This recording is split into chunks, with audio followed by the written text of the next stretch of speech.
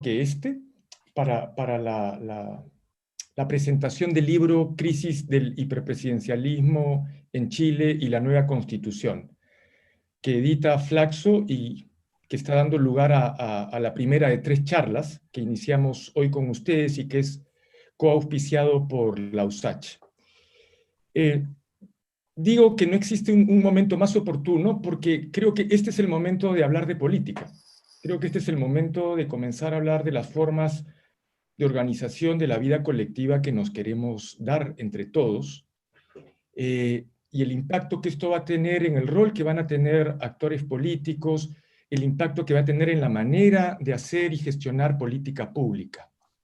Por eso celebro mucho este esfuerzo, y quiero agradecer muy particularmente a los 3 autores, a Pamela, a Tomás y a Nicolás, no solamente por el texto, sino por la flexibilidad de estos meses. Son pocos los que están publicando en este periodo de pandemia, y ha sido un gran esfuerzo, y quiero celebrar la flexibilidad porque para llegar al punto donde estamos ahora, hubieron muchas reuniones, muchas discusiones para llegar a un formato electrónico como el que tienen ustedes, en una edición que creo que es bonita, por decirlo de alguna manera, bien cuidada y bonita.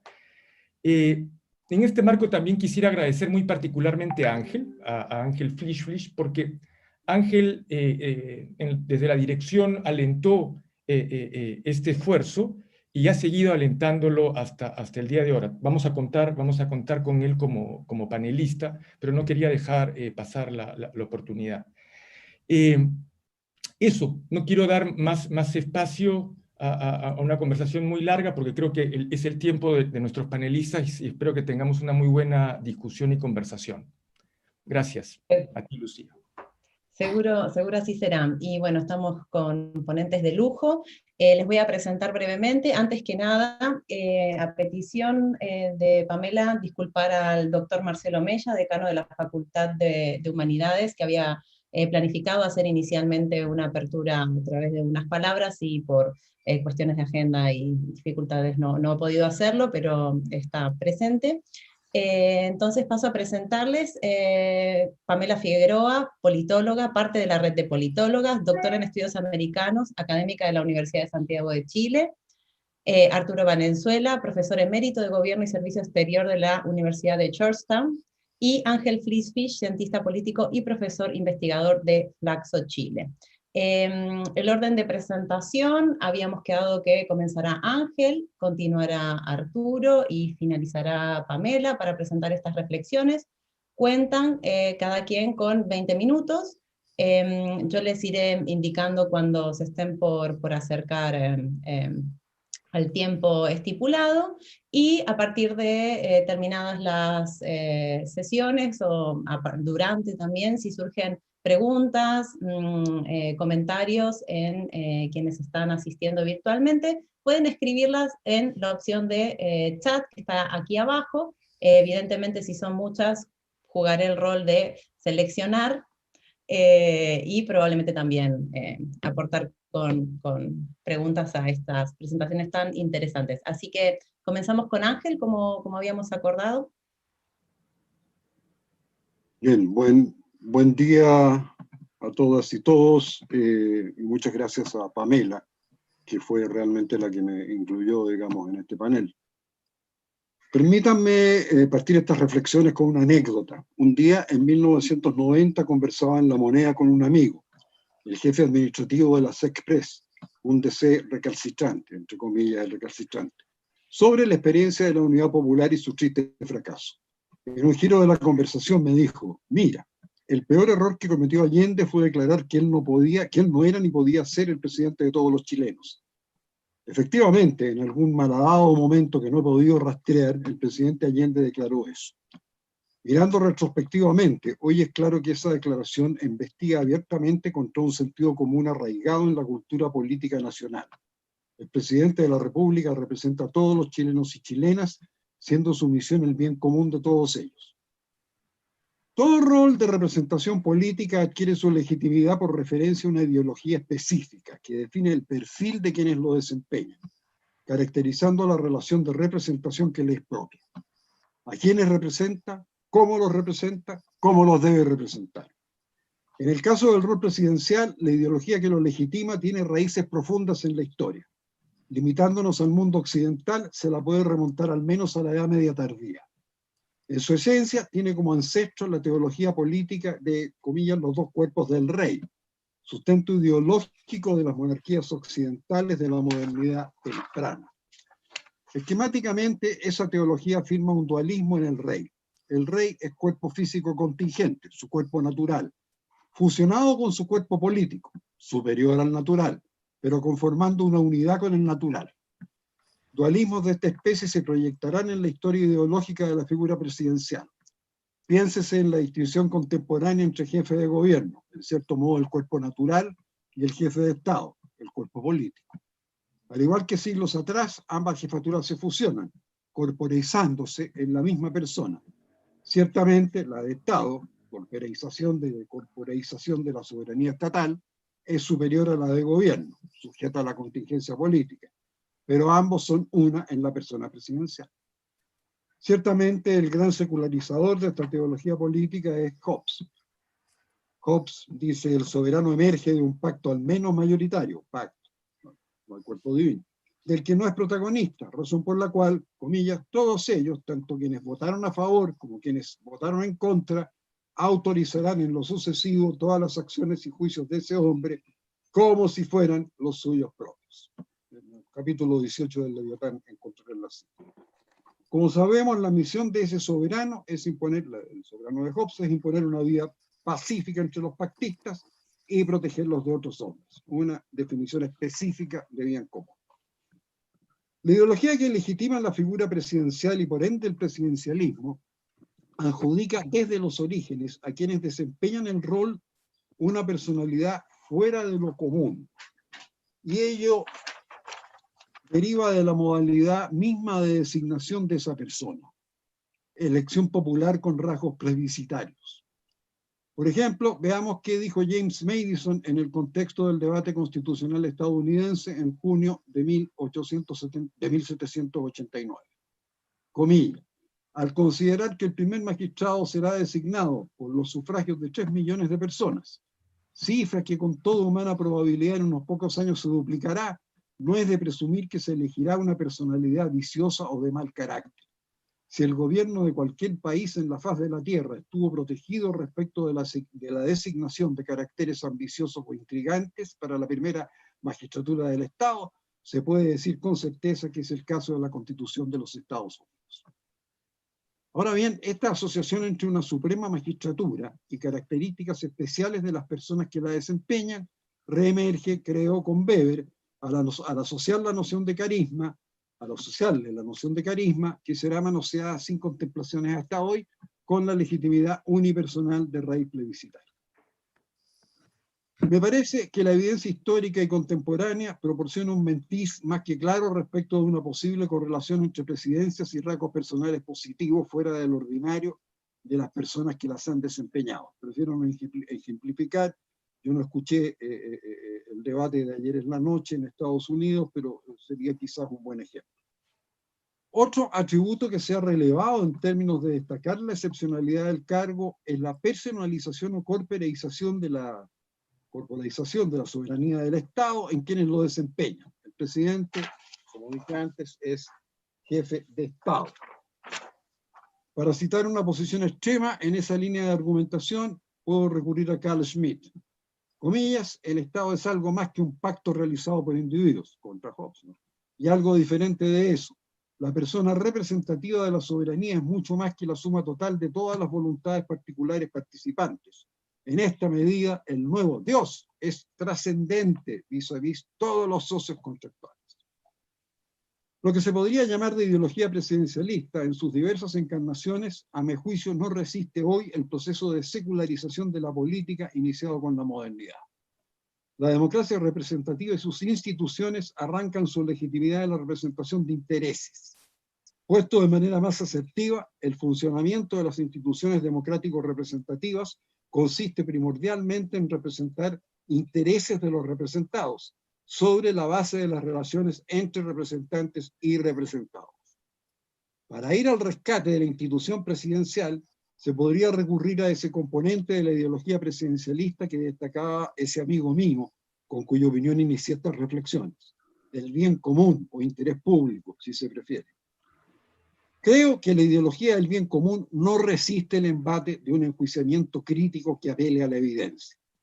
El ejemplo más socorrido para defender la existencia de intereses comunes que constituirían el bien común es el de los males comunes, más concretamente intereses asociados a sucesos catastróficos. Estaría en el interés de todos que se definieran e implementaran políticas que los previnieran o controlaran sus efectos.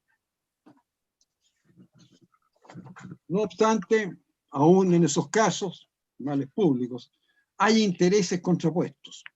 Ejemplo contemporáneo, las políticas sanitarias frente a la actual pandemia. Hay quienes, quizás la mayoría ciudadana, priorizan el objeto del menor número de contagios, pero también los hay quienes prefieren políticas menos severas, priorizando el menor impacto negativo posible en actividades económicas. Recordemos el film El tiburón, o el drama de Ibsen, Un enemigo del pueblo. Mi juicio es que la narrativa del bien común es un artefacto ideológico útil para la retórica de quienes para cuyos intereses la permanencia de la institución presidencial es positiva. La opinión de mi amigo era equivocada. Ningún presidente o presidenta lo es de todos los chilenos. Y en ese sentido Allende tenía razón. En lo que se equivocó fue en abrir un flanco a sus enemigos, posibilitándoles recurrir a la ideología presidencialista para afirmar que infringía normas básicas definitorias del rol presidencial. Se puede argumentar que en el desempeño de jefe o jefa de Estado sí hay una normativa que le exige orientarse por el interés de todos, pero además es sabido que un discurso en la Asamblea de Naciones Unidas puede ser criticado por los adversarios políticos y que la política exterior es una cuestión de debate político. Para abreviar, la presidenta o presidente es una figura política y por consiguiente tiene siempre connotaciones conflictivas respecto de su oposición. Posiciones como las de Schmitt, Chantal Mouffe y Laclau no son tan desaceptadas, sino enemigos versus amigos, al menos las relaciones entre adversarios o actores antagónicos son consustanciales a la política. Cambiando de giro, el enjuiciamiento negativo del régimen presidencial en términos de la inflexibilidad política de la institución es propio de lo que podríamos llamar la escuela de Juan Linz, uno de cuyos miembros destacados es Arturo Valenzuela. Mi opinión es que en términos de funcionalidad para la gobernanza y para superar situaciones conflictivas críticas, el régimen presidencial es altamente disfuncional. No obstante, frente a la línea Linz de teorización e investigación ha surgido una contracorriente, cuyos impulsores la han bautizado de presidencialismo minoritario coalicional. Según estos autores, no obstante reconocer que el régimen parlamentario posee funcionalidades en términos de gobernanza superiores al presidencial, las predicciones negativas de la corriente Linz no se sostendrían. Las situaciones de presidencialismo coalicional minoritario lo demostrarían. Para esos autores, entre otros Scheisty, para esos autores, esas situaciones se caracterizan por un presidente o presidenta que pertenece a un partido que es minoritario en términos de escaños en el Congreso. Ese déficit lo salva el propio presidente o presidenta, construyendo como protagonista principal, facteur, en el lenguaje de los autores, una coalición con mayoría de escaños parlamentarios, inmediatamente antes de iniciar su mandato. Aparte de este desafío, tiene que mantener la coalición durante su mandato, tener un buen entendimiento con ella durante el periodo de pato cojo y frecuentemente actuar de modo de posibilitar una sucesión que aguarde afinidad con sus propias orientaciones. El presidente o presidenta utilizaría por consiguiente para esos fines los siguientes medios asociados al cargo para generar payoffs, ¿no? Para construir, mantener y manejar la coalición. Primero, poderes legislativos. Segundo, distribución de cargos, ministros, altas autoridades públicas, etc.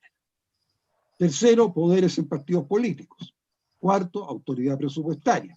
Quinto, intercambio de favores. Vale la pena destacar que en términos de poder legislativo, los autores de esta corriente construyeron una escala de 1 a 8, con 8 máximo poder, en la que Chile alcanza 8 puntos siendo los países siguientes Ecuador, Ucrania y Rusia con 5 puntos cada uno. Digo yo, la caracterización del presidencialismo chileno como hiperpresidencialismo es más que plausible. Ahora, dentro del grupo de 9 países considerados por los autores de la corriente examinada, el caso chileno constituye una clara excepción y no responde a la caracterización del tipo de situación que ellos designan como presidencialismo coalicional minoritario. Primero, los presidentes o presidentas no son constructores de coalición en Chile, inmediatamente antes de asumir el mandato. Inversamente son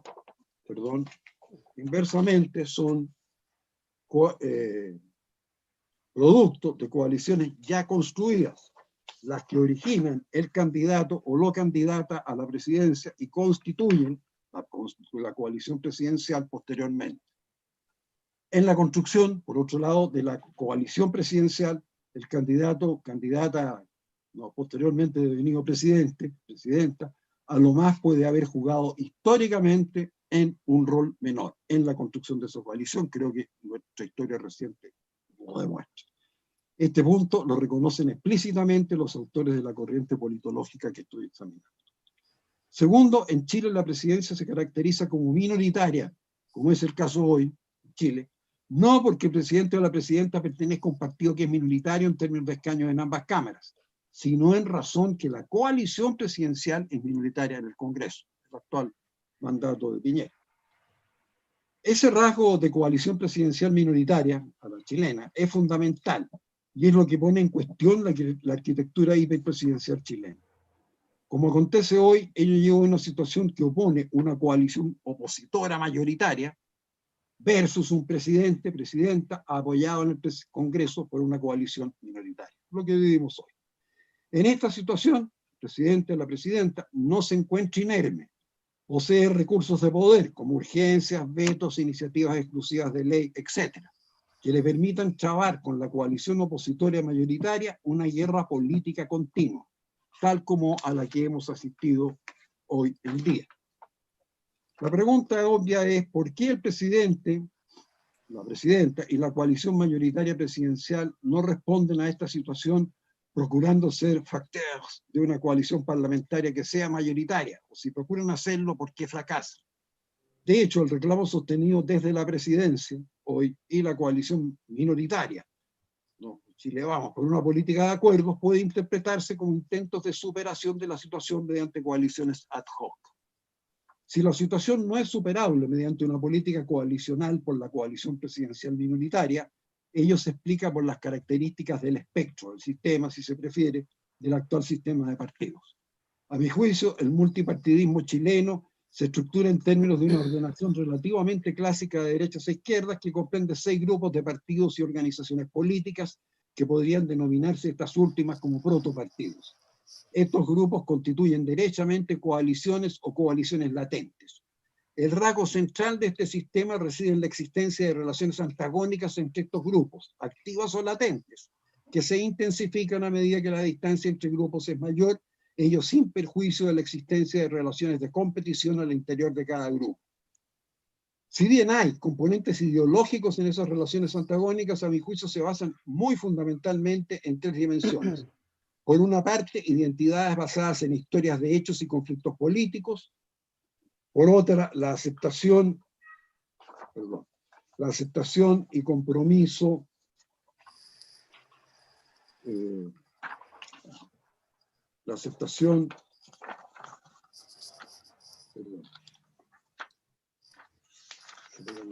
y compromiso con el status quo neoliberal frente a su rechazo y negación.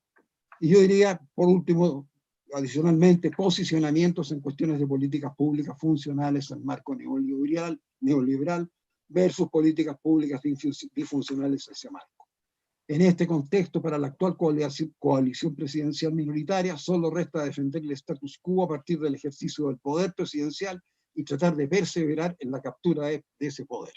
Por consiguiente, en el escenario de nueva constitución, se puede predecir que la defensora del hiperpresidencialismo va a ser la actual coalición presidencial minoritaria.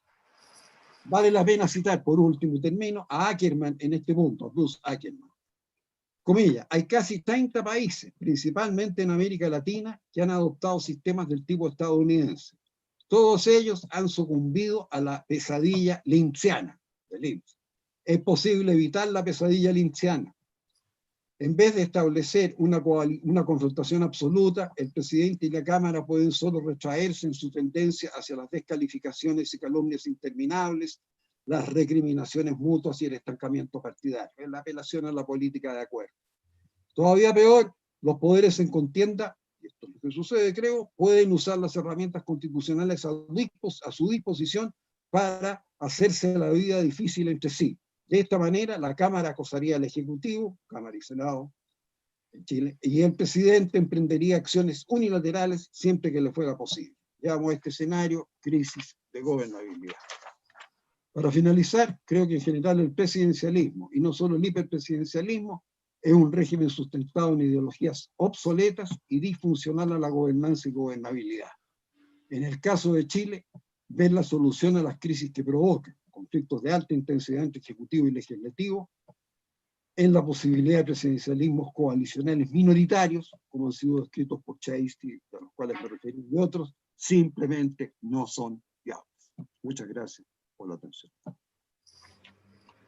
Muchas gracias, Ángel. Cumpliste con tiempo récord, 18 minutos, así que quedan 2 minutos también, que voy a aprovechar para destacar el grado de repercusión que estamos teniendo. Hay como 80 personas viéndonos a través de YouTube y unas 50 aquí en Zoom, así que son como en torno a 130, 140 personas observándoles, lo que demuestra, creo, no solo el nivel, la excelencia de quienes están exponiendo, sino también de quienes están asistiendo. Veo también a Lucía Damer de la Red de Politólogas, aprovecho para saludarle.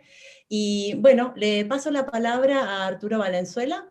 Cuentas también con 20 minutos que empiezo a contabilizar cuando quieras. Muchas gracias, pero para mí es un enorme placer acompañarlos.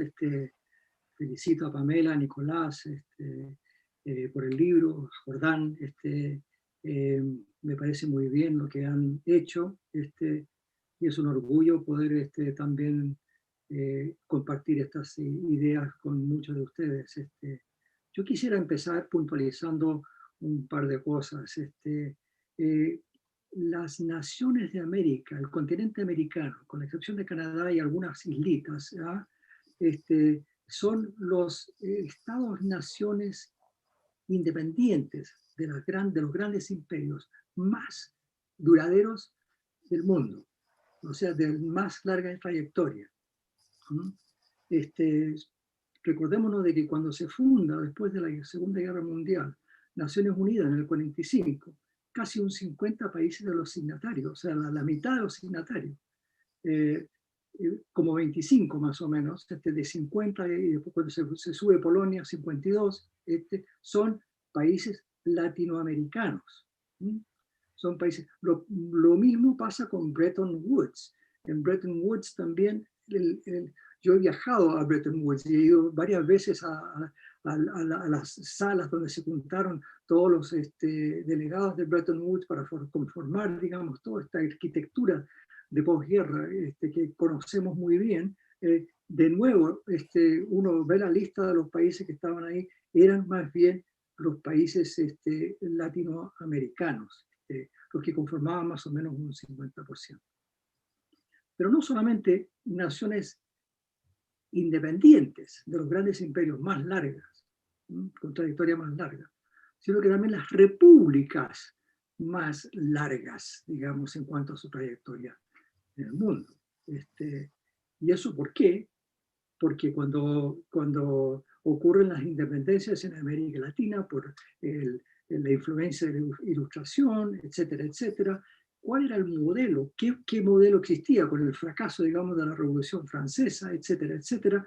El modelo que surge de inmediato es el modelo de la Constitución de 1787 en Estados Unidos, que se ratifica un par de años después, etcétera, y con eso da una especie de entrega un cierto modelo, y ese modelo es el modelo que entonces adoptan los países latinoamericanos que están también en una situación de búsqueda de independencia de la potencia colonial. ¿Qué tiene el documento de Filadelfia que es importante recalcar? Porque fue bastante notable en ese sentido. Primero, un congreso muy fuerte. La clave de la Constitución de Filadelfia es que el Congreso es la representación más fuerte. La presidencia es débil comparado con el Congreso. Débil. O sea, todas las atribuciones del Congreso son muy importantes. Es la Cámara que cualquier financiamiento surge. Es mucho más tarde que empieza después de la Segunda Guerra Mundial, que empieza a ejercer la presidencia un papel más fuerte. Pero el diseño mismo era consejo fuerte, presidente débil. Al mismo tiempo, legislatura dividida. Pero acordémonos también de que solamente la Cámara de Representantes es el cuerpo elegido, porque el Senado es nombrado por las legislaturas estatales. Después eso se cambia cuando el Senado pasa a ser un Senado elegido.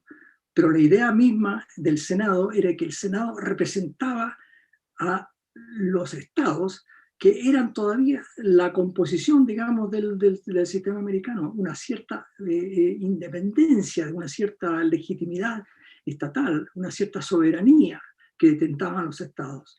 Y especialmente los estados chicos buscan cómo asegurarse de que efectivamente ocurra eso para que no los avasallen los estados grandes.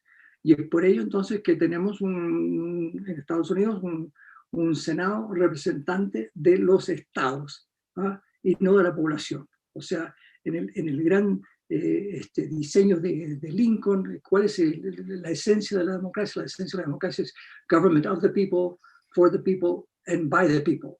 Pero en este caso, en Estados Unidos, and it's by the states, y los estados que detentan una cierta soberanía, y en ese sentido, y por eso que ellos permiten tener su representación estatal. Con ello, Wyoming tiene 500.000 habitantes y tiene 2 senadores. California tiene 40 millones de habitantes y tiene 2 senadores. El Senado de los Estados Unidos, el 50% del Senado de los Estados Unidos representa solamente un 17% de la población. Esa es un poco la situación que tenemos en Estados Unidos en este momento. Ahora, habiendo dicho eso, es bastante curioso que al copiar el sistema norteamericano, muchos de los estados latinoamericanos se constituyeron como estados unitarios y no como estados federales. Y es por ello que es una curiosidad bastante grande que hayan también copiado la figura del Senado y, por otro lado, la Cámara de Representantes, no siendo, digamos, estados federales. Por último, no quiero que se me quede en el tintero, el gran poderío en Estados Unidos público siempre estuvo al nivel de los estados. El gobierno federal es el crecimiento del gobierno federal es un tema que empieza un poco antes de la Segunda Guerra Mundial, de la Primera Guerra Mundial, un poco antes. Bien, a ver, termino esa reflexión diciendo lo siguiente.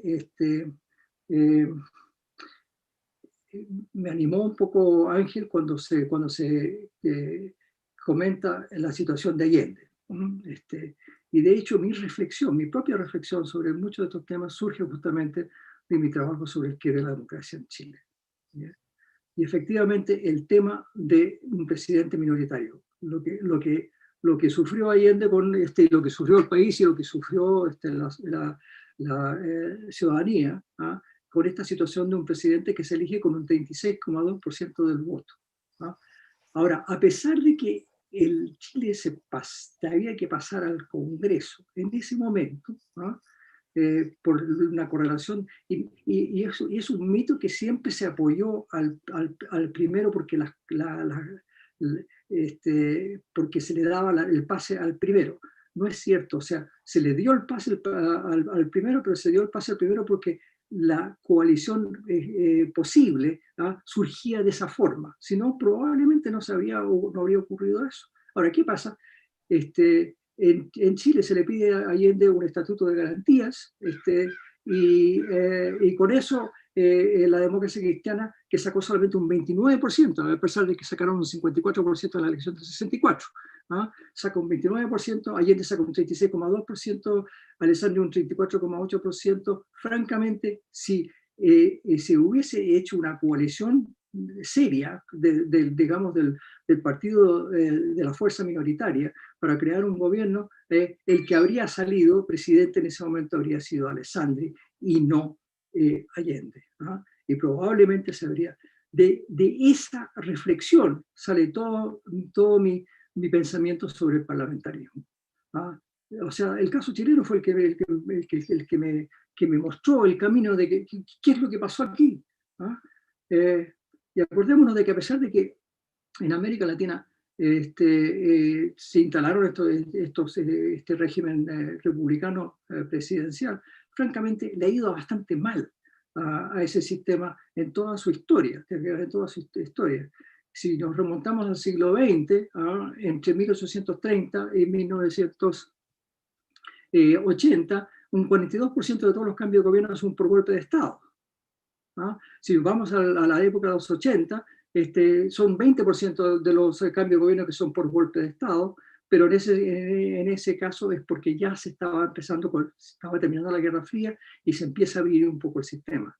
Y con ello, entonces, efectivamente, lo que va ocurriendo es que se abre con el fin de la Guerra Fría el periodo más largo de continuidad constitucional en toda la historia de América Latina. ¿Pero le ha ido bien? Más o menos, nomás como dirían. ¿Por qué? 20 ahora presidentes y presidentas no han terminado su gestión de gobierno. 20. En esta época de la mayor continuidad constitucional. ¿Y cuál es el trasfondo de este problema? ¿Por qué esta crisis permanente? ¿Por qué en estos sistemas presidenciales una crisis de partido pasa a ser una crisis de gobierno y que pasa a ser una crisis de régimen porque no hay una resolución, digamos, fácil de una situación de un presidente fracasado porque es un presidente o una presidenta minoritaria, que no tiene apoyo en el Congreso y que de repente tampoco tenía mayoría propia cuando efectivamente ocurre la elección presidencial? Y en ese sentido, lo que se destaca, y lo que destaca muy bien el libro, es que el sistema presidencial es un sistema, digamos, de posibles doble minorías. La doble minoría, presidente, que no refleja a la población, y parlamento, tampoco que refleja necesariamente a la población, y ciertamente puede haber un desencuentro entre ambos. So, government of the people, by the people, for the people, se encuentra terriblemente complicado con esto. ¿Cuál ha sido la situación que se ha buscado en América Latina para resolver el problema de presidencias de doble minoría? La segunda vuelta. La segunda vuelta ha sido, a mi juicio, la innovación más perjudicial que se ha hecho. Peor que en situaciones donde no hay una segunda vuelta. Presidentes minoritarios. Como en México, que todavía no hay una segunda vuelta. ¿Qué pasa con la segunda vuelta? Con la segunda vuelta, la presidenta, que sacó solamente un 36%, se cree la presidenta de todos los ciudadanos. O el presidente se cree de todos los ciudadanos. Y no lo es. Es la segunda, tercera o cuarta preferencia. Segundo, y esto es bien importante, sectores afines que debían estar pensando cómo hacer una coalición gobernante, se matan entre ellos para poder llegar a la segunda vuelta. Caso del Perú, por ejemplo. Tenemos a Keiko, por un lado, derecha. Bueno, ¿ustedes vieron qué pasó con los del centro? Castañeda, Toledo, PPK, se pelearon entre ellos. Muy difícil hacer una coalición posterior con esa situación. Y con ello sale el izquierdista Ollanta. No es un arreglo fácil. Pero tercero, la segunda vuelta efectivamente produce o provoca o agrava más la situación de una presidencia minoritaria en el Congreso, porque se van presentando más opciones para la primera vuelta. Y en ese sentido se llega a la segunda, con una posibilidad, hasta cierto punto, con una situación de una presidencia que ya no va a poder gobernar. Y con ninguna válvula de escape. ¿Cuál es la gran diferencia entre... Tengo 5 minutos, así que estoy de acuerdo que tengo que cuidarme. Entre un sistema parlamentario y presidencial, que el sistema parlamentario, la representación es por el Parlamento, de todo. Mientras que en el sistema presidencial hay doble soberanía, y estas dos soberanías, entonces, como hemos dicho, son minoritarias. Y en ese sentido yo creo, francamente, de que lo que se tiene que hacer es, muchos de los señalamientos que se presentan en el libro son al clavo. Esto es lo que hay que hacer. Yo he sido un exponente desde mucho tiempo, desde que escribí el artículo en el año 85 que apareció en el Centro de Estudios Públicos del Parlamentarismo, pero también haciendo un poco la reflexión de que la gente me dice, no, es que no se puede porque nuestra idiosincrasia, etcétera, etcétera, nosotros nos gusta presidentes fuertes, etcétera, etcétera. No dándose cuenta también que las idiosincrasias también tienen que ver mucho con las reglas del juego del sistema que efectivamente provocan cálculos políticos que más adelante.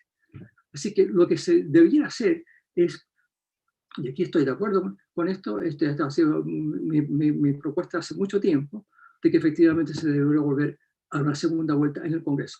No es viable no tener segunda vuelta, pero la segunda vuelta se debiera hacer en el Congreso. Yo lo que le agregaría, para puntualizar un poquito más lo que están proponiendo, y que efectivamente, y esto lo hicimos con Juan Lins y con Carlos Nino y varios otros, cuando hicimos una consultoría en Bolivia, y después lo elaboramos y yo lo he escrito mucho. Lo que se debería hacer es que, habiendo terminado la primera vuelta, si un candidato no tiene apoyo mayoritario, entonces se parlamentariza el presidencialismo y se pasa a una segunda vuelta en el Congreso. Pero aquí quiero dejar lo siguiente. Las reglas del juego deberán ser las siguientes. El primero o la primera tiene un mes para nombrar gabinete, presentar programa y conseguir un voto favorable en el Congreso. Si no lo logra, entonces el segundo o la segunda tendría la posibilidad de hacer eso. Con eso tú vas creando, si volvemos a la teoría de juegos, tú estás creando toda una lógica política para tratar de ir viendo cómo se va a conformar un Congreso posterior. Y yo permitiría, francamente, que parlamentarios pudiesen entrar al gabinete, que también sería aprobado por esta... y termino con esto porque estoy viendo en el reloj mío, por lo menos, que ya se me fueron los 20 minutos. Termino con esto diciendo de que eso yo creo que va a empezar a garantizar mucho más una lógica que conlleva a coaliciones y acuerdos, que es lo que ha faltado con este sistema que ha sido destructivo justamente del tema de coaliciones y de acuerdos. Esa lógica de poder tratar de llegar a entendimientos que son tan importantes para poder gobernar. Y por último, sí, si se viniese abajo todo el sistema, tendría que haber alguna válvula de escape. No tiene sentido tener una presidencia minoritaria de doble minoría que está completamente así, con un choque de trenes en todos lados, como las 20 presidencias que no han podido terminar su periodo. Solamente han habido 2 países con golpe de Estado del pasado, Haití y Honduras. El resto son, qué sé yo, juicios políticos o los presidentes que renuncian, etcétera, etcétera, etcétera.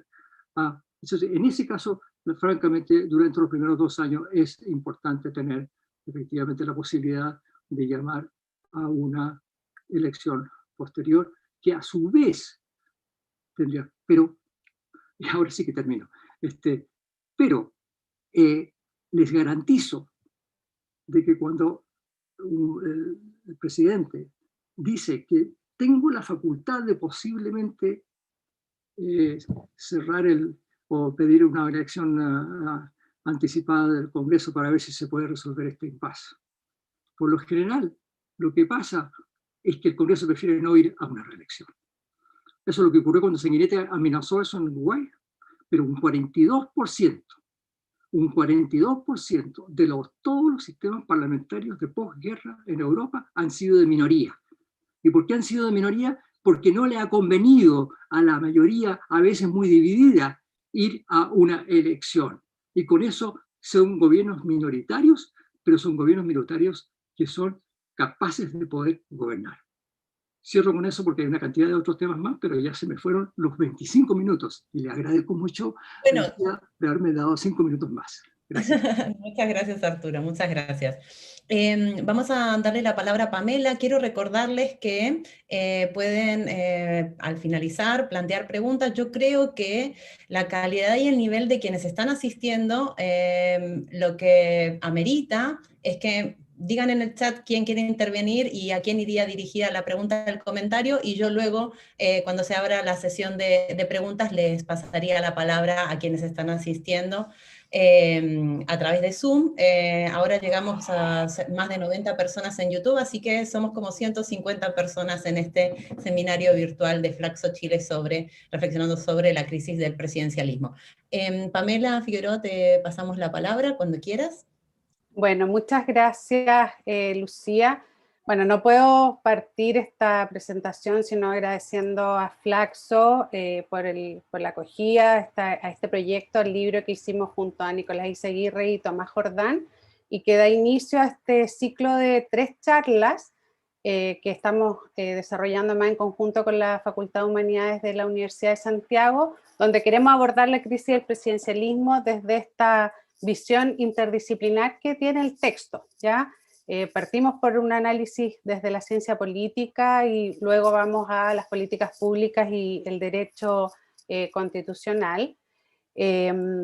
También aprovecho como de contar que este texto lo presentamos el 2018 en Flaxo y tuvimos el honor de que lo comentaran también distintos académicos y personas expertas en políticas públicas como Genario Arregá, Gastón Gómez, Lucas Sierra, Sebastián de Polo, María Cristina Escudero y Manuel Antonio Garretón. A la María Cristina la vi ahí conectada hoy día. Y por tanto también el texto, si bien es fiel a nuestra propuesta inicial, se ha ido nutriendo de muchos debates y esperamos que en el contexto que hoy día nos encontramos, este texto también aporte al debate y se siga nutriendo.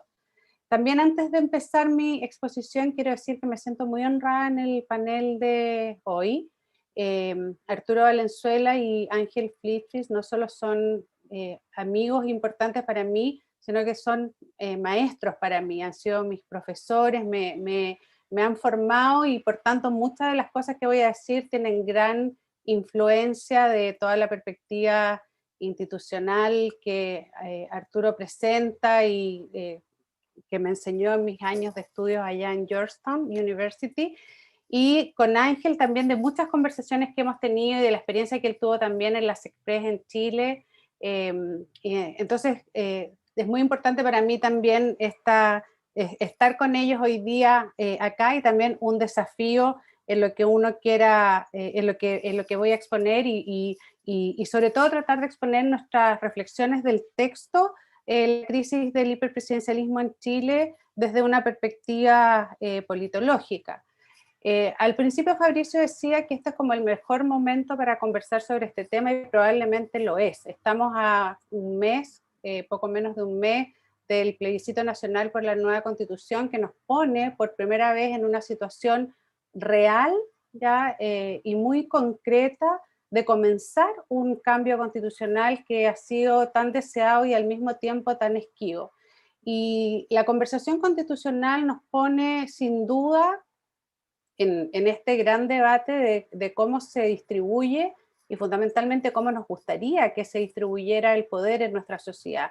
Y uno de los aspectos más sustantivos en la distribución del poder es la parte institucional, ¿no es cierto? Es como el diseño institucional que, como sabemos, los diseños institucionales nunca son neutros, ¿ya? A veces algunos tratan de plantear en el debate que los diseños institucionales debieran tener cierta neutralidad, y en general los diseños institucionales no son neutros porque, como bien sabemos desde los análisis politológicos, los diseños institucionales no solamente nos permiten definir quiénes van a ser nuestras autoridades, cómo las vamos a elegir, sino sobre todo también esos diseños van a formar la voluntad política en un sentido u otro. Entonces, creo que eso es bien importante considerarlo, porque además cuando nosotros comenzamos a hacer esta reflexión sobre el régimen político y el sistema político chileno, era otro contexto.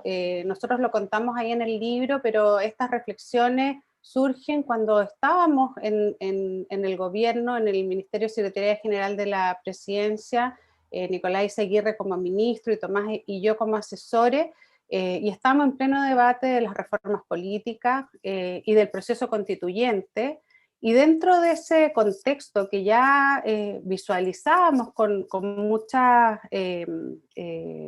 especificidad lo que era la crisis de legitimidad en Chile, la crisis de los partidos, la crisis del gobierno, esta tensión que se daba entre el Poder Ejecutivo y Legislativo, al mismo tiempo íbamos reflexionando qué cosas podríamos abordar de una manera más sustantiva para poder profundizar nuestra democracia y sobre todo para poder fortalecer esa cualidad del sistema político democrático, que es lo que se tendió a llamar gobernabilidad y que tanto Ángel como Arturo muy bien expresaron en términos teóricos, en términos comparados y en términos prácticos. Y una de las cosas que conversábamos, que el diseño institucional siempre es muy complejo porque uno tiene que compatibilizar los aspectos teóricos con lo que es la investigación aplicada, ¿ya? Y creo que eso también es algo que hay que poner sobre la mesa, porque de las cosas más complejas es pasar esta conversación teórica comparada a generar diseños institucionales que tengan viabilidad política en contextos dados. Y cuando nosotros estamos hablando de que vamos a iniciar un proceso constituyente, lo que vamos a tener que poner en esa conversación constitucional son distintas visiones, propuestas que existen en torno a nuestro régimen político, a nuestro diseño institucional, pero también en una viabilidad, porque se dan en una conjunción institucional y de actores que tienen distinto peso o fuerza dentro del sistema, y eso yo creo que también es algo que es bien importante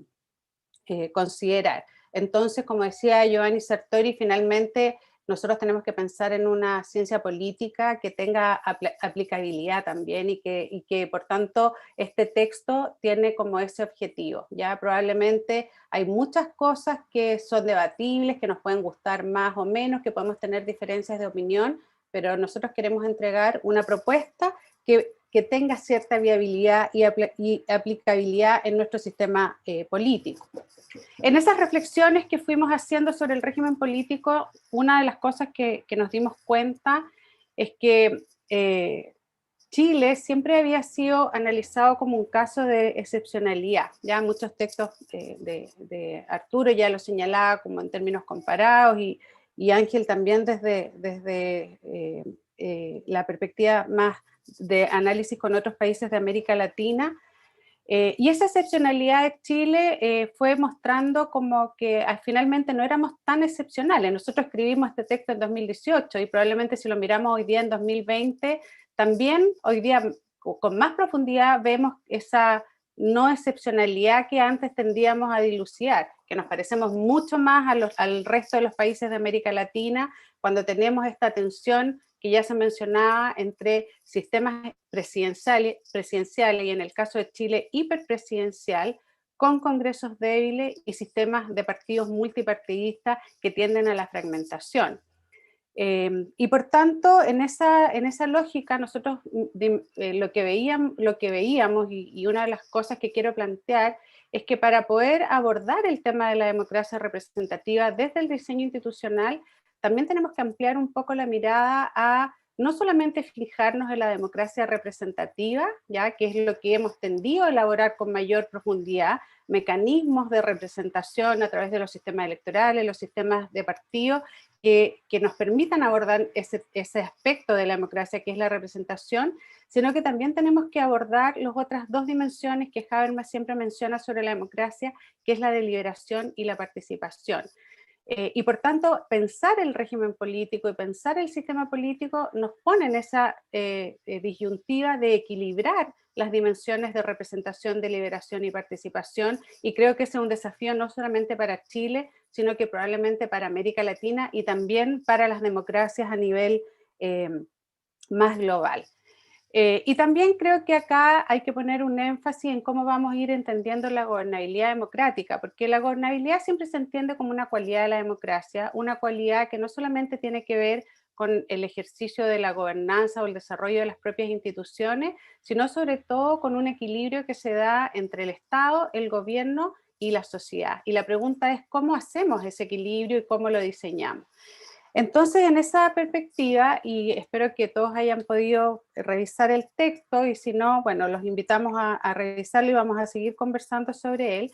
Nosotros proponemos una revisión sistémica del régimen político. Una revisión sistémica implica no solamente abordar la relación entre el Ejecutivo y el Legislativo, con las funciones presidenciales, las funciones del Congreso y la relación que se da entre ambos, sino que nos parece clave también observar los otros subsistemas del sistema político, como es el sistema electoral y el sistema de partidos, porque el diagnóstico que nosotros hacemos, y creo que de alguna manera los anteriores panelistas ya lo señalaban, nosotros estamos hoy día en un sistema que con mucha claridad el actual gobierno expresa que es un sistema político que se encuentra bloqueado y trabado, ¿ya? Así lo describimos, ese es como el concepto que nosotros utilizamos. ¿Por qué se encuentra bloqueado y trabado? Porque tenemos, como decía Arturo antes, un gobierno presidencial que tiene minoría, y doble minoría porque tiene minoría en ambas cámaras. Esa relación, ¿ya? Donde tenemos un presidente que además en el caso actual ha perdido legitimidad y ha perdido confianza, por razones que también se asocian al diseño institucional, convive con un Congreso que representa un sistema de partidos multipartidistas fragmentados, 17 partidos con representación en el Congreso, ¿ya? Y que además, como el Congreso es débil y el sistema de partidos además tiende a la desinstitucionalización, la relación entre el Congreso y el Ejecutivo es más bien de competencia y de choque de poderes y no de colaboración. No hay ningún incentivo a colaborar, y menos aún cuando el presidente está en una situación crítica como la que tenemos actualmente. Pero también nosotros señalamos en el texto que si bien eso hoy día es muy explícito por la crisis política, social e institucional que vive Chile, en gobiernos anteriores eso también se había dado, incluso en el segundo gobierno de la presidenta Bachelet, que ha sido el único gobierno donde un presidente tuvo mayoría en ambas cámaras.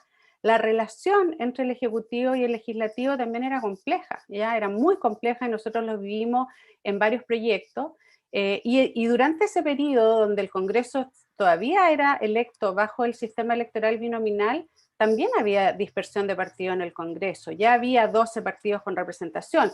Estos partidos coalicionaban y se organizaban en coaliciones, pero tampoco el sistema electoral binominal resolvió el problema del multipartidismo, si queremos ver el multipartidismo como un problema.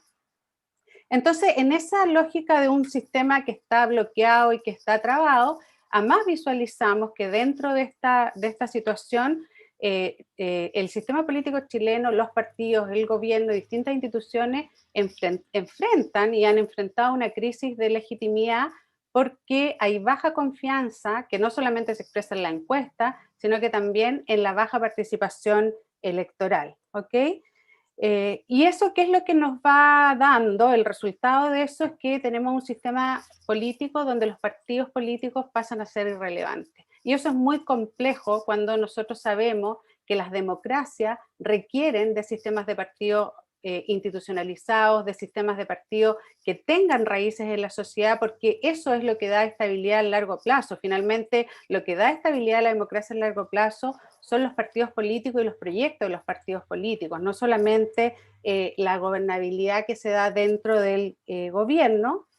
Y esa irrelevancia de los partidos políticos es resultado de un presidencialismo fuerte, de un hiperpresidencialismo, con un Congreso que es débil en sus funciones, muy distinto al Congreso de Estados Unidos, como definía Arturo, y es débil en sus funciones porque además las carreras parlamentarias son carreras individuales e individualistas. Uno de los grandes efectos del sistema electoral binominal es que la competencia electoral de los partidos se daba finalmente intracoalición, ¿ya? Como se sabía que se iban a elegir uno de cada coalición, el efecto del binominalismo fue generar estas carreras políticas individuales, pero sobre todo individualistas, donde los partidos políticos pasan a ser irrelevantes, no solamente en la disciplina partidaria en el debate en el Congreso, sino que también en la selección de candidaturas y en la definición de candidaturas. Y eso, a pesar del cambio del sistema electoral, porque con el sistema electoral proporcional hemos vivido una elección parlamentaria, eso se transfirió en la cultura política. Entonces, cuando hoy día vemos esta dispersión partidaria, eso genera un grave problema a los presidentes, porque no solamente tienen minoría en ambas cámaras, sino que incluso con los partidos de su propia coalición, los poderes ejecutivos tienen que ir negociando uno a uno de cada uno de los parlamentarios. No existe la disciplina partidaria, no hemos logrado con las instituciones que tenemos, jefaturas de bancada o presidentas de partido, que se logre establecer este debate más programático, y eso obviamente redunda en un debilitamiento de la institucionalización y la enraización de los partidos políticos. Entonces el diseño institucional afecta directamente también la fortaleza de los partidos políticos, que nosotros vemos como clave en el sistema. Y lo menciono porque en general cuando uno se refiere al régimen político, siempre como que prioriza la relación ejecutivo y legislativo y ve como las tuercas institucionales que existen en esa relación, pero eso no se entiende si es que no se ve el sistema de partido y el sistema electoral. Con este diagnóstico nosotros hacemos una propuesta que es innovadora, es provocadora, la hemos presentado no solamente en Flaxo, en varias otras instancias de debate, y tiene reacciones la propuesta, porque obviamente que de alguna manera se sale de la tradición del debate sobre el régimen político en Chile. Entonces, a partir de ciertas conceptualizaciones teóricas o analíticas que han existido en la ciencia política y en otras áreas, nosotros proponemos lo que hemos llamado un presidencialismo parlamentarizado, ¿ya? Y fundamentalmente porque vemos que es muy necesario generar un mayor equilibrio entre los poderes ejecutivo y legislativo, pero como señalaba anteriormente, también es fundamental incorporar la participación ciudadana incidente en el proceso de toma de decisiones, más allá de solamente la participación electoral. Nosotros creemos que una democracia moderna requiere la incorporación de la ciudadanía en la toma de decisiones, y por eso hacemos unas propuestas que voy a mencionar algunas de ellas a razón de tiempo, que nos parece que pueden generar ese equilibrio, generar la disciplina partidaria y fortalecer fundamentalmente nuestra democracia y la gobernabilidad democrática. Entonces, en razón a lo anterior, nosotros hacemos una primera propuesta, y es que dentro de esta parlamentarización del presidencialismo, asumiendo que es muy complejo por este multipartidismo fragmentado, migrar hacia un parlamentarismo en Chile, y que es muy difícil también por el multipartidismo sostener un semipresidencialismo que podría redundar en una cohabitación de fuerzas políticas dentro del sistema. Nosotros proponemos que para fortalecer el rol del Congreso en esta relación ejecutivo y legislativo, si es que ninguno de los candidatos a la presidencia de la República obtiene la mayoría para elegirse en primera vuelta, la segunda vuelta sea una segunda vuelta electoral en el Congreso y no una segunda vuelta electoral ciudadana, para poder fortalecer esta relación entre Ejecutivo y Congreso. Creo que la exposición de Arturo iba en esa línea y me facilita mucho como hacer ese planteamiento, que creo que es uno de los que genera más cuestionamientos o conversación dentro de nuestra propuesta. Esa segunda vuelta electoral en el Congreso va a ser distinta a lo que tuvo que abordar, por ejemplo, el presidente Allende o los presidentes anteriores al autoritarismo en Chile, porque nosotros proponemos una segunda vuelta electoral en el Congreso con una elección concurrente entre Ejecutivo y Legislativo, y porque además también está pensado un presidencialismo que tiene un periodo de 4 años con una reelección inmediata y sin reelección posterior. Ya ahí hay unas modificaciones en el diseño institucional que son distintas. Pero también pensamos que para que ese Congreso que va a ratificar al presidente sea un Congreso que represente mejor a la ciudadanía, ¿ya? Nosotros proponemos un Congreso unicameral y no bicameral, ¿ya? Porque el bicameralismo en Chile es un bicameralismo bastante particular. Arturo decía que una de las cosas que no se transfirieron del presidencialismo norteamericano a América Latina era diferenciar un Estado federal con un régimen presidencial. Nosotros tenemos régimen presidencial con un Estado unitario, y por tanto el Senado, que buscaba representar esos territorios, no cumple ese rol en Chile, ¿ya? Y en general, además, el Senado en Chile el proceso legislativo en Chile hace que las cámaras sean espejo, entonces tampoco cumple una diferencia en ese sentido. Nosotros proponemos un Congreso unicameral, con 210 miembros, pero con un sistema electoral mixto, ¿ya? Nosotros proponemos que exista una parte del Congreso unicameral elegido por un sistema proporcional, pero con listas cerradas para poder fortalecer la propuesta programática de los partidos y fortalecer la colaboración en vez de tener estas carreras individuales e individualistas, y proponemos que parte del Congreso sea electo en distritos uninominales con voto mayoritario. Entonces así podemos combinar la representación territorial con la representación proporcional y podemos fortalecer los partidos políticos a la vez que fortalecemos también la representación territorial.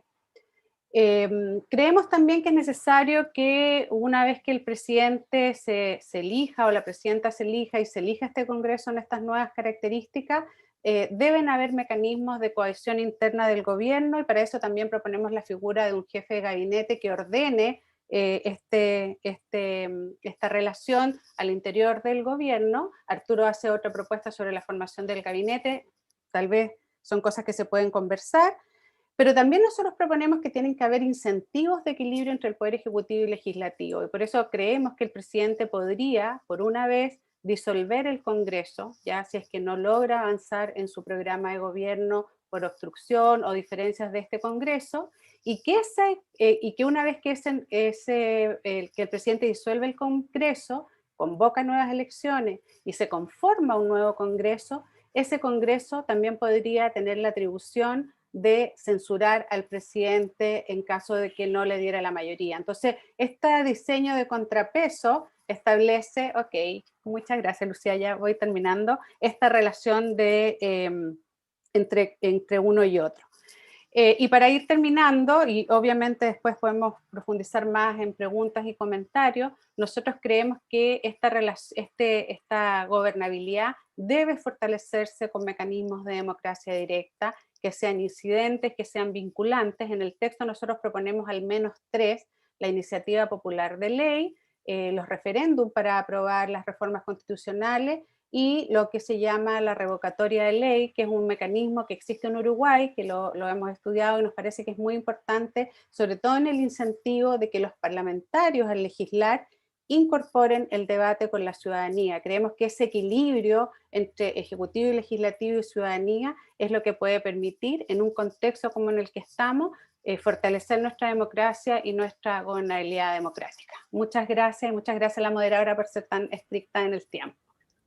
Muchas gracias. Y de hecho, Pamela, esta descripción que estabas dando generó bastantes preguntas en YouTube, así que y entusiasmo, así que damos lugar a una serie de preguntas. Lo que les pido es, si hay alguien aquí en Zoom que quiera hacer preguntas, que por favor la escriba por el chat. Mientras tanto, voy a ir diciendo, y en todo caso les podemos dar la palabra, aprovechando, digamos, que están asistiendo a través de Zoom. Y mientras tanto voy leyendo algunas preguntas que estuvieron en YouTube. ¿Les parece si recopilamos unas 3, 4 preguntas y damos lugar a las respuestas en el orden en que están planteadas? En este caso, Estefanía Hernández pregunta: ¿cómo se puede generar esta gobernabilidad democrática a través de este sistema de partidos multipartidista polarizado? Perdón, esta pregunta es de Ariel Valdebenito. Sistema multipartidista polarizado con baja legitimidad y un rol protagónico en las definiciones institucionales. Estefanía Hernández pregunta: ¿cómo podría ser compatible la segunda vuelta parlamentaria en un contexto social que vive, o en el contexto social que vive Chile hoy? ¿Tendría esta fórmula asidero en la ciudadanía? Luego una pregunta de Brian Chales a Arturo Valenzuela. Si las propuestas y algunos partidos sobre proponer un sistema semipresidencial, con todo lo que esto implica, se podría llevar a cabo con una nueva constitución, es decir, que quedara plasmado en esta nueva constitución. Si les parece, una más, dice: muy interesante la propuesta del Congreso unicameral con sistema electoral mixto, proporcional y distritos uninominales mayoritarios. ¿Puedes profundizarla, Pamela? Gracias. Así que, si les parece, damos lugar a quien quizás es más oportuno. ¿Quieres empezar tú, Arturo? Estás silenciado. Sí. Sigue silenciado, Arturo. Ian, Arturo, no sé si... activar micrófono, por favor. Ok. No, si me puedes repetir la pregunta, que es para mí. Perfecto, te la repito. Dice: si las propuestas y algunos partidos sobre proponer un sistema semipresidencial, con todo lo que ello implica, ¿sería posible de llevarse a cabo en un contexto del nuevo proceso constituyente en Chile? Ok. ¿Quieres empezar respondiendo tú, luego pasamos la palabra a Pamela, Ángel, o quieres empezar tú, Arturo? Bueno, si quieren, puedo empezar y empiezo con esa pregunta. Francamente, el sistema de partidos no está necesariamente relacionado al tema del semipresidencialismo, y además no estamos hablando aquí en esta conversación de un semipresidencialismo como se entiende el modelo francés, digamos, una situación donde hay un presidente y un primer ministro, que es algo que se ha discutido mucho en Chile, pero también en muchos otros países.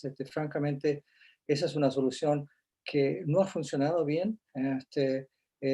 Prueba de ello es que efectivamente en muchos países del mundo, en vez de pasar a sistemas parlamentarios directamente, se ha pasado a un sistema semipresidencial, especialmente en los países de la ex Unión Soviética, y ha sido bastante desastroso, porque lo que ha ocurrido es que se combina un conflicto entre el presidente y el primer ministro. Esto se ve altamente también en un país de América Latina que directamente la influencia francesa es muy grande, que es Haití, donde casi todos los roces y los quiebres en Haití tienen que ver con el nombramiento del primer ministro. Así que francamente no estamos hablando de eso. Ahora, el sistema de partidos políticos es obvio algo que tiene que surgir en parte por la representación de los distintos sectores de la sociedad.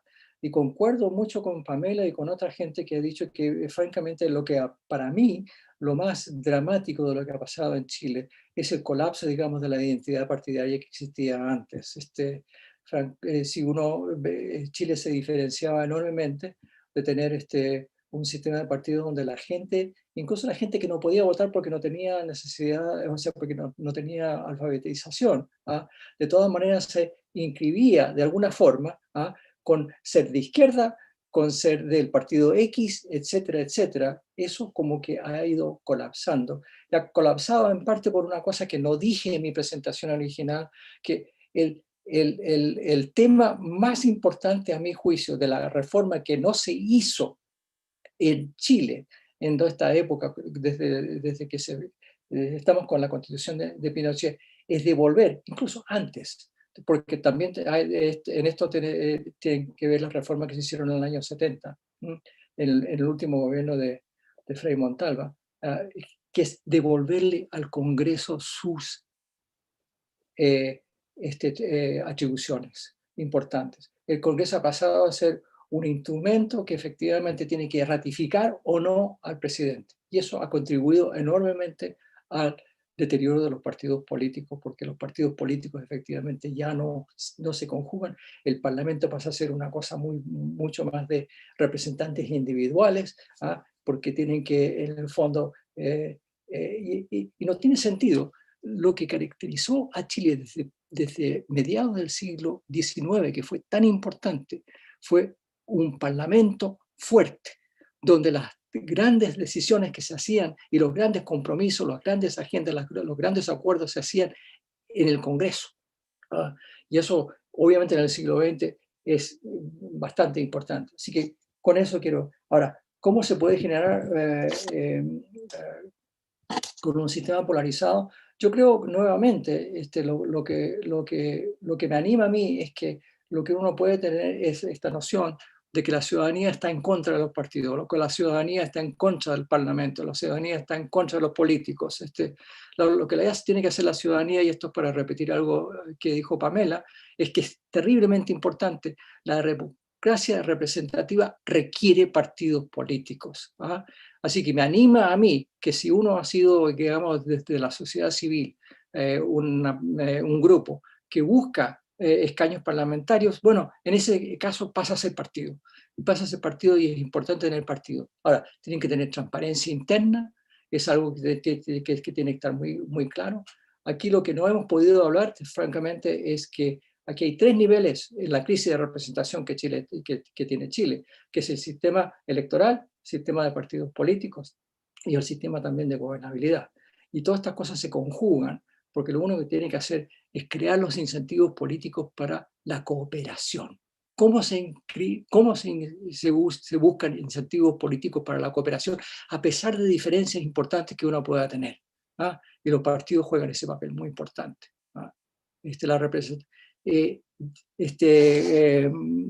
¿Cómo puede ser factible la segunda vuelta parlamentaria? Como digo, estoy de acuerdo con esta cosa de que la segunda vuelta tiene que ser en el Parlamento. El hecho de que se haga en el Parlamento no deslegitimiza la cosa. Si el Parlamento efectivamente tiene partidos que son representativos de la sociedad, y así tienen que ser los partidos, tienen que ser representativos de la sociedad, y por ello mismo tienen que ser también altamente democráticos internamente.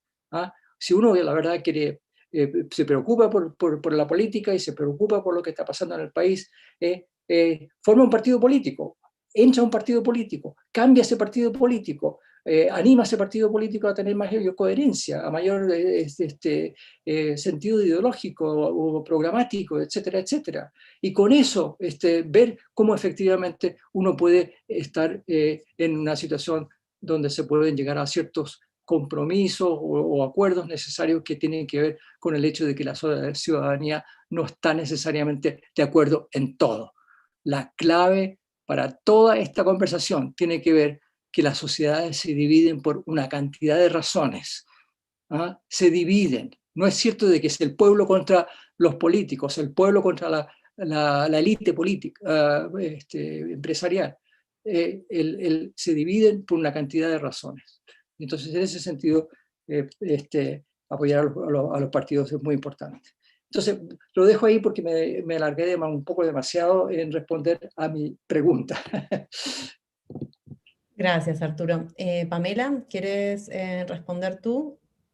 Luego hay otra reflexión general que es cómo responden la contradicción de que por un lado la crisis actual es debido al supuesto hiperpresidencialismo, pero luego se habla de las dificultades para que el Ejecutivo logre acuerdos con el Legislativo.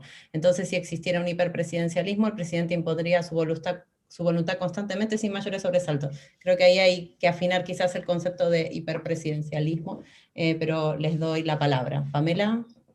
Bueno, voy a tratar de abordar las preguntas que me llegaron en concreto, pero también esta última que señalaba. Bueno, una primera pregunta, según como fui anotando, es ¿cómo sería compatible la segunda vuelta parlamentaria en el contexto social que vive Chile hoy? Si eso tendría asidero la ciudadanía. Bueno, obviamente nosotros estamos en una crisis de confianza que no es solo hacia las instituciones políticas, eso yo creo que también es importante ir tomando conciencia, o sea, los partidos políticos, el gobierno, el Congreso, probablemente son de las instituciones que tienen más bajos niveles de confianza, pero todos los estudios muestran que también otro tipo de instituciones, la iglesia, la empresa, la policía, son instituciones que tienen baja confiabilidad. Y en el caso de Chile hay otro elemento que ha sido bastante estudiado, sobre todo por los sociólogos. En Chile existe una baja confianza interpersonal, o sea, además los chilenos confiamos poco en las otras personas, entonces yo creo que hay que abordar ese tipo de crisis, la crisis de confianza no solo se pueden como sobrellevar con compromisos, con promesas, sino con hechos y acciones concretas, ¿ya? El proceso constituyente ahora creo que va a ser un aspecto bien importante y por eso todo el debate que se da en torno a eso es de suma relevancia. Entonces, por eso nosotros pensamos y nuestra propuesta plantea que esa confiabilidad en una segunda vuelta electoral en el Congreso se da con una reforma no solamente específica en ese aspecto del diseño institucional, sino que también hacia los partidos políticos. Se hablaba ahora de la transparencia, la democracia interna de los partidos, que es fundamental en este modelo, de un Congreso que sea más representativo, y por tanto ese cambio en el diseño institucional sistémico, ya no solamente en un aspecto concreto, que puede ser que no haya segunda vuelta electoral ciudadana, sino que en el Congreso va a fortalecer esa confianza que se transfiere a los parlamentarios. Si nosotros hacemos que el Congreso realmente sea el espacio de deliberación política y que ahí estén representados las distintas opciones de la ciudadanía, eso va a ser muy importante para la gobernabilidad futura, ¿ya? Y bueno, lo planteo de la siguiente forma también. Hace unos años a nosotros nos tocó trabajar en las reformas políticas, y una de las cosas que siempre la literatura siempre de la ciencia política señalaba es que para que los partidos políticos se fortalecieran y tuvieran menos una relación más transparente entre el dinero y la política, era muy importante el financiamiento público de los partidos. Y eso se planteó en medio de una de las crisis más importantes que estaba teniendo Chile y el sistema de partidos, y también se señalaba que eso podía ser muy impopular. Pero yo creo que a la larga esa ley que se aprobó ha permitido que la política sea más transparente, y esa es una de las cosas en un hecho concreto de cómo se puede ir recuperando confianza. Entonces, probablemente este debate puede ser puede generar desconfianza si se da como en un punto concreto, pero si uno piensa en ese cambio sistémico y que hoy día en el proceso constituyente tenemos la oportunidad de llevarlo a cabo, creo que es fundamental, ¿ok? La otra pregunta es cómo se puede generar gobernabilidad democrática a través de un sistema de partidos polarizado. Bueno, algo abordaba Arturo también. Yo creo que Chile tiene una cultura de un sistema de partidos que es diverso, ¿ya?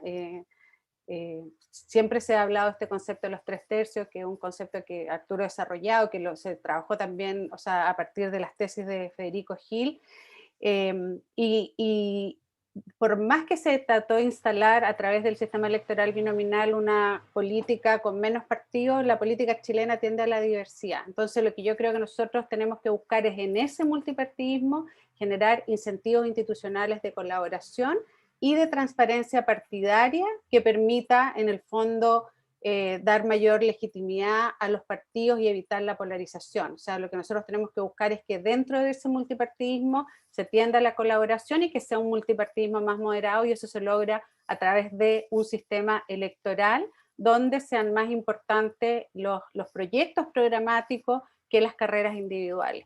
Entonces ahí paso a la siguiente pregunta sobre esta idea del Congreso unicameral con sistema electoral mixto. Y bueno, está en el texto, así que lo pueden revisar en mayor detalle, pero nosotros proponemos un Congreso unicameral con 210 miembros, 210 representantes, de los cuales 60 se elijan en distritos uninominales con un sistema mayoritario. ¿Ya? Eso va a permitir que los líderes que tienen representación territorial puedan competir en esos distritos, ¿ya? Y representen los propios intereses más de sus territorios, de sus regiones, ¿ok? Y que además este Congreso unicameral tenga 150 parlamentarios con distritos plurinominales, ¿ya? Y que esos distritos plurinominales se elijan mediante una elección de listas cerradas, ¿ya? Las listas cerradas fortalecen varios aspectos del sistema político. Uno es la colaboración a través de la disciplina partidaria. Dos, los proyectos programáticos por sobre las candidaturas individuales. Tres, es bueno también para la paridad. Nosotros las que hemos venido luchando por la paridad de hombres y mujeres en el sistema político sabemos que las listas cerradas son mucho más beneficiosas para la representación de las mujeres. Por tanto, las listas cerradas, muestra la experiencia comparada, son muy importantes para fortalecer esos aspectos de partidos políticos más programáticos y una democracia más representativa. Si esto lo compatibilizamos con los distritos uninominales, podemos compatibilizar la idea de la representación programática de los partidos y los proyectos con una representación territorial que también es tan necesaria en Chile, porque probablemente en el debate constitucional también vamos a hablar de la descentralización, y hay cómo compatibilizar esa descentralización con un sistema electoral, me parece que es bien interesante. Y creo que esas eran mis preguntas específicas, así que sí, ya podemos ir siguiendo con las preguntas. Gracias, Lucía. Gracias, Pamela. Ángel, no sé si quieres intervenir tú con algunas reflexiones. Nicolás Eizaguirre, te pedí a ti también profundizar sobre la noción de, o la opción de semipresidencialismo. Y también Arturo. La verdad es que están llegando muchas preguntas, bien extensas. Yo creo que igual luego de la respuesta y reflexión de Ángel, si les parece vamos cerrando, porque estaríamos teniendo 1 hora y media de seminario bien nutrido, que será subido a YouTube una vez terminen las respuestas. Está silenciado, Ángel. Habilita el micrófono. Perfecto. Ya, ahí está. Mira, bien breve. Primero, mi opción personal, mi preferencia personal, es simplemente por parlamentarismo a secas, ¿ya? Ahora, sin embargo, veo de manera muy positiva, ¿ya? Esta propuesta de Pamela, Tomás y Nicolás. Ahora, mi gran inquietud es que tiene que ver con, bueno, Carlos Ominami en un webinar hace el lunes, ¿no? Sí, hablaba de mi pesadilla. Bueno, en mi caso, no es que, o sea, no llega al extremo de no dejarme dormir, pero ya, el problema es la viabilidad, digamos, de una propuesta como la de ellos tres, ¿ya?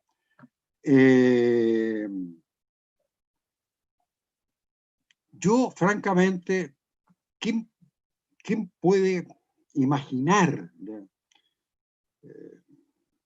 en términos, no sé, analíticos, digamos, no simplemente imaginar en términos de, bueno, soñar?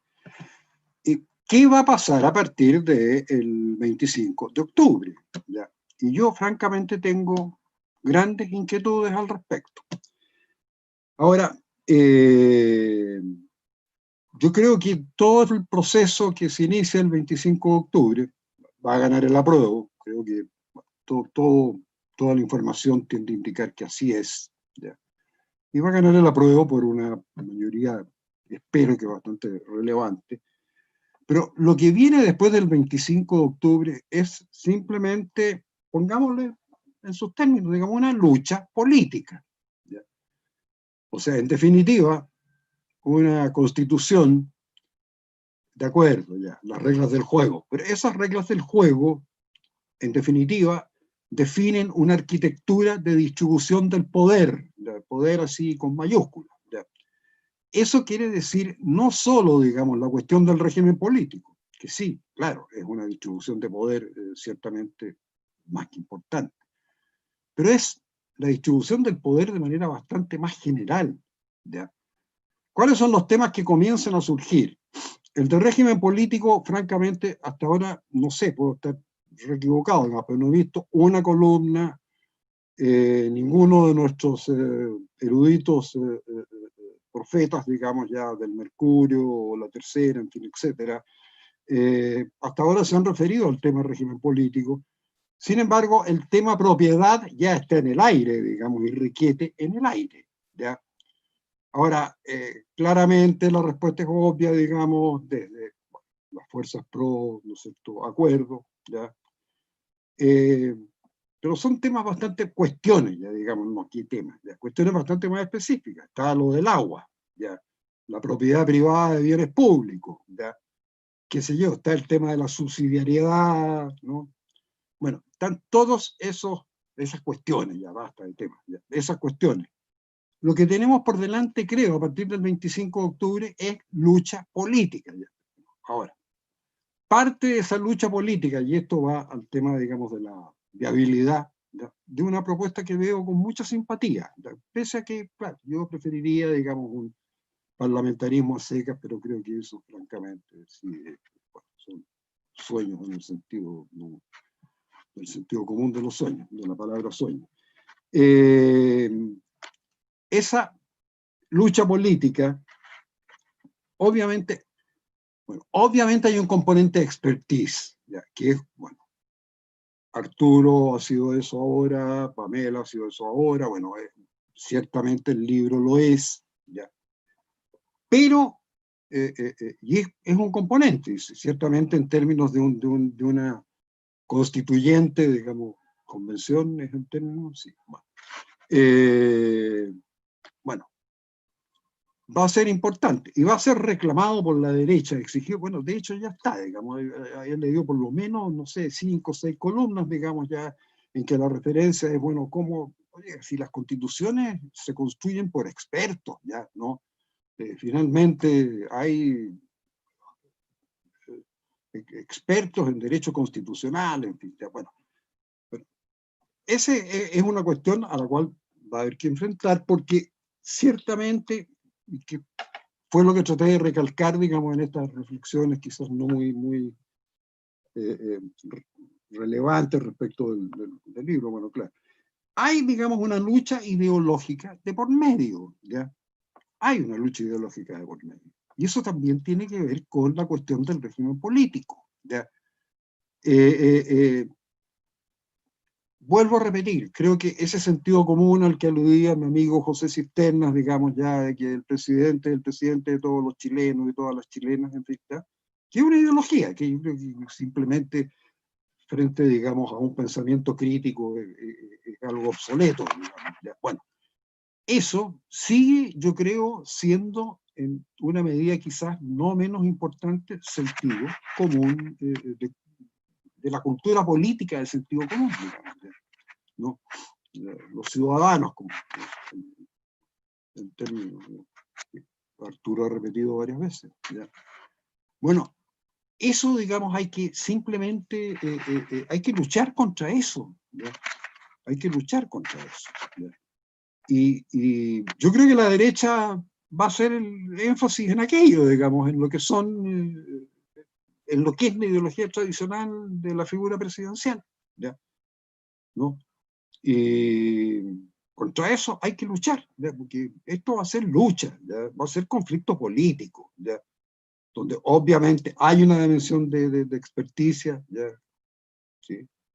La hay, pero está irrefutablemente, o sea, mezclada, digamos, ya con los componentes políticos e ideológicos de esa lucha, ¿ya? Esa es mi reflexión, ¿no?, final, ¿no? Y entonces el problema de la viabilidad pasa, ¿no?, a un primer término, y en fin, ya. Ojalá del 25 de abril en adelante triunfen sucesivamente las fuerzas del bien y no las fuerzas del mal. Bueno, Que, por supuesto, y que por tanto, desde ningún punto de vista hay que negar esas dos grandes fuerzas, unas, bueno, en pugna. Así que, bueno, creo que se ha abierto un debate y se han puesto sobre la mesa una serie de reflexiones más que pertinentes y atingentes a este contexto. Está a disposición en versión online, ¿verdad, Pamela? El libro de ustedes. Así que ahí también se hace una revisión de conceptos, de visiones más tradicionalistas versus la propuesta que están haciendo en este libro. Así que yo creo que lo que es este debate, que es esta charla, que es la primera de una sucesiva serie de charlas, está abriendo, está haciendo una abreboca de un montón de conceptos y nociones que están vigentes y que nos pulsan a optar por opciones.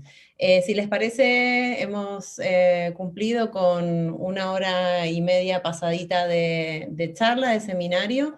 Les damos lugar a la invitación que tendrá lugar la próxima fecha. Fabricio, si me refrescas, o les está por acordar aún. El 7, El 7 7. y 14. Perfecto, así que ahí estaremos y esperamos contar con su asistencia también nuevamente.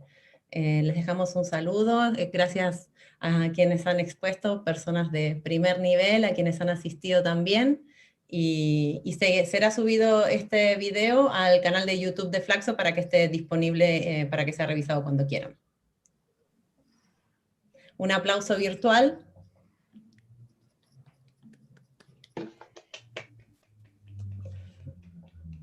Nos vemos.